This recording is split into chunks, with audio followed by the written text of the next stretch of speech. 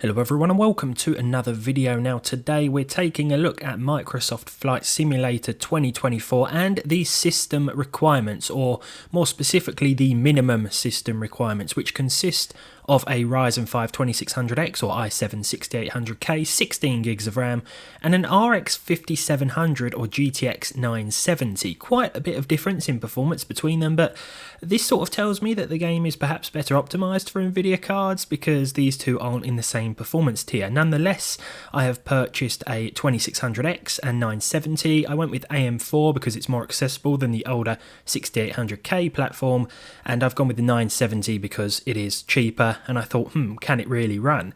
Now, I tried this before, albeit briefly, in my first Flight Simulator 2024 video, but there were some issues, most notably with the servers, so I ended up with a frozen screen, just looking at some fields, and when the game did load, it was an absolute disaster. Things have improved, the game actually loads, I can actually get into it these days, and I thought we'd start off with a nice, relaxing rural flight at native 1080p before enabling any sort of FSR. So here we are in the options menu, as you can see, 1920 by 1080 with TAA enabled. We also have 100% render scaling, and fidelity FX sharpening is set to 100, which is basically the default option.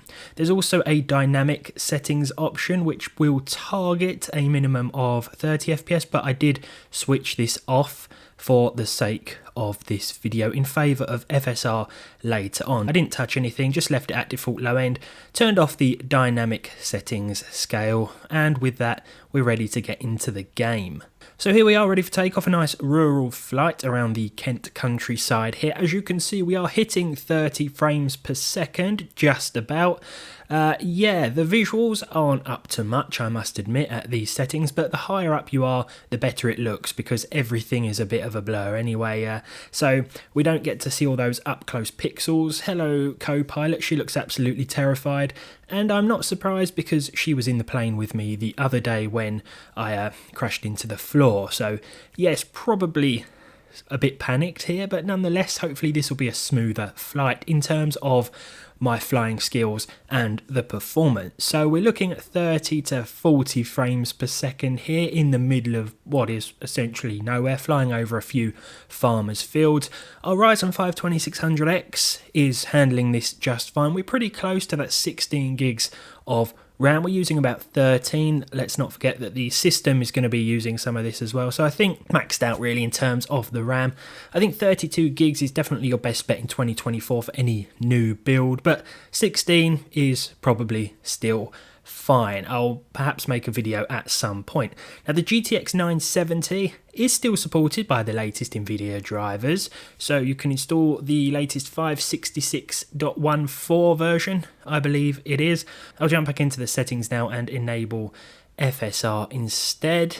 We're keeping the same low-end settings, FSR balanced here, and as you can see, this does improve things a little bit. We're seeing at least 40 frames per second now. As you probably saw at the start, my 970 is a bit of a Frankenstein's monster. I pulled it out of a pre-built system that I found on eBay. There was no fan. It had been ripped clean off at some point. I'm not sure what happened to it, but I hooked up a Noctua fan to it, and this seems to keep the temperatures cool.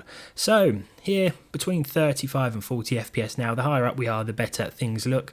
I hope my co-pilot's a little more relaxed now that I'm flying fairly smoothly, but let's switch this out for a city flight to see how the frame rate drops.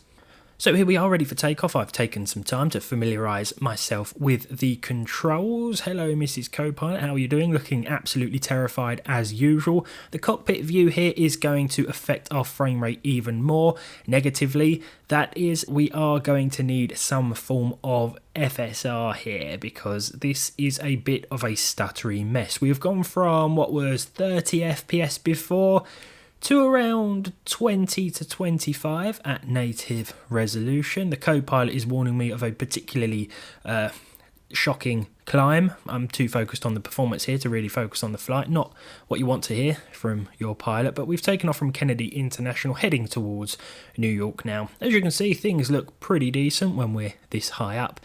I don't think performance matters as much in terms of hitting 60 FPS with a flight sim like this, because, you know, it's a pretty slow paced game unless we're flying some sort of fighter jet, when we may feel the lower frames a little more. The frame time graph is a bit all over the place, but just as before, let's switch on some FSR upscaling to see how things improve. But not before a quick look out the cockpit window. Look at this. This actually looks pretty decent, but it does tank our frame rate quite a lot. Even when we just look at the houses and the buildings below, things do drop quite significantly. So back into the settings, now we're going to switch out TAA for AMD FSR2 balanced, which is the same option as we used before. We're going to keep the low-end global rendering quality without any other changes. I felt that this was the best bet for this card, not only in the rural setting, but in the city setting too. And as you can see, we have jumped up to at least 30 FPS, but let's get a little closer to Manhattan itself and see if this plus 30 FPS average holds up. We're seeing between 35 and 40 FPS even as we fly over the city now. Yeah, pretty happy with this experience, utilising pretty much all that the 970 has to offer. The 2600X is sitting back and relaxing, though there are some spikes to at least 50% usage. Whoa, when we look out the cockpit window here, again the frame rate slows right down. Copilot's a bit more relaxed. We're going to be okay.